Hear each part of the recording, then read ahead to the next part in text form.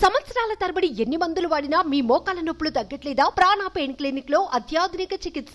CI మిమ్మల్ని ఏ విధంగా అయితే అవమానించారో ఐపీఎస్కి వెళ్ళి నేను ఆయన కంటే కొంచెం పెద్దగా నేను ఆ అవమానాలు ఆయన కూడా ఫేస్ చేసేలాగా చేయాలి, ఒక కక్ష సాధింపు చేయాలనేది. కక్ష సాధింపు అనేది నాకు అసలు లేదండి ఆలోచన. నేను చెప్పాను కదా, నేను ఎప్పుడైతే కృష్ణతత్వంలోకి అనేటువంటిది వచ్చానో, ఈ కర్మ సిద్ధాంతం అనేటువంటిది భగవద్గీత యొక్క సారాంశం, వీటిని గమనించినప్పుడు ఎవరి కర్మకు వాళ్ళు ప్రతిఫలాన్ని ఖచ్చితంగా అనుభవిస్తారు.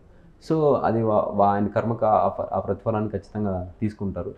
సో ప్లస్ నా అనుకున్నటువంటి ఆలోచన ఏంటంటే, ఆయనలో ఉన్నటువంటి ఆ దైవ స్వరూపాన్ని ఆయన ఎప్పుడైతే రిలీజ్ అవుతారో, ఆయన ఇప్పుడు నేను ఒక్కనే కాదు, హరికృష్ణ అనే ఒక కానిస్టేబుల్ ఉన్నారు, ఆయన అలా హరాస్ చేశారు. తర్వాత రమేష్ అని ఆయన సయాటికా సర్జరీ చేయించుకుంటే ఆయన్ని కూడా లీవ్ ఇవ్వకుండా అలాగే హరాస్ చేశారు. మహేంద్ర అని ఇంకొక కానిస్టేబుల్ ఉన్నారు, ఇప్పుడు ఎస్ఐగా ఉన్నారు, ఆయన కూడా అలాగే హరాస్ చేశారు. సో అంటే నా ఒక్కరిని చేస్తే అదేదో నా ఒక్కడే తప్పు ఉందనుకోవచ్చు. అట్లా కాకుండా ఆయన ఇంటెన్షనల్గా ఆయనకంటే ఇంకెవరు గ్రో అవ్వకూడదు, అది ఆయన ఇంటెన్షన్ యాక్చువల్గా. సో ఇట్లా చేసినప్పుడు మనకి ఎందుకండి వ్యక్తులు, సంస్థలు, వ్యవస్థలు, దేశం నిర్మాణం, పాలిటీ, ఎకానమీ, ఈ వ్యవస్థలన్నీ ఎందుకు, మీడియా ఇవన్నీ ఎందుకు, మానవ సంక్షేమాన్ని ముందుకు తీసుకెళ్ళడానికి, మనిషిని ఇంకా ముందుకు అడ్వాన్స్ చేయడానికి అనమాట. మనిషి యొక్క బాధను తొలగించి అనేటువంటి పాలిటీలో ఒకటి ఉంటుంది, రాజ్యం యొక్క ఉద్దేశం ఏంటంటే మనిషి యొక్క పురోగతిని ముందుకు తీసుకెళ్ళడం కోసం, స్టేట్ అనేటువంటి to further the interest of the humanity అనేది. సో అలాంటి లేనప్పుడు అది మీకు ఆ బేసిక్ హ్యూమానిటీ, ఆ హ్యూమనిస్టిక్ అప్రోచ్ లేనప్పుడు మీరు ఎంత పెద్ద పదవిలో ఉన్నా కానీ అది అసురులతో సమానం, మీరు మానవులతో కాదు. యాక్చువల్గా ఇది మొత్తం వ్యవస్థని మనం బ్లేమ్ చేయకూడదు, వ్యవస్థలో ఉన్నటువంటి కొంతమంది వ్యక్తులను మనం బ్లేమ్ చేయాలి. సో నేను ఇప్పుడు సిద్ధార్థ కౌశల్ గారు ఐపీఎస్ గారితో నేను ఇంటరాక్ట్ అయ్యాను. మొన్న నేను ప్రకాశం డిస్టిక్ ఎస్పీ గారు సుమిత్ గరుడా గారితో ఇంటరాక్ట్ అయ్యాను, ఆయన పిలిచి సన్మానం చేశారు. సో వాళ్ళతో నేను ఇంటరాక్ట్ అయినప్పుడు, ప్లస్ మహేష్ భాగవత్ గారు చూడండి సారు, అసలు చాలా ఎంకరేజ్ చేస్తారు సారు.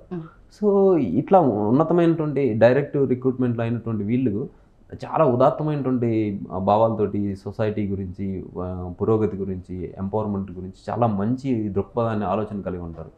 దీన్ని గ్రాస్ రూట్ లెవెల్ వరకు తీసుకెళ్ళడానికి ఎవరైతే ఉంటారో వారధుల్లాగా ఈ సబ్ ఇన్స్పెక్టర్, సర్కిల్ ఇన్స్పెక్టర్ రేంజ్లో వాళ్ళు కొంతమంది ఉన్నారండి.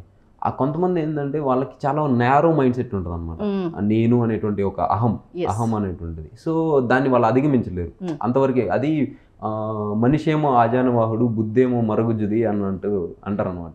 సో మానసిక మరుగుజ్జుతనం, భావదారిద్ర్యం అంటారు కదా, అటువంటి దారిద్ర్యాన్ని వాళ్ళు అనుభవిస్తూ ఉంటారు. అందువల్ల తమకంటే ఇంకెదరినో ముందుకెళ్తున్నారు అన్నప్పుడు వాళ్ళకి ఆ మెంటల్ మ్యాల్ ఫంక్షన్ అనేటువంటి అవుతుందండి. సో అటువంటి వాటి వాళ్ళ వల్లే మనకి ఇది అవుతుంది.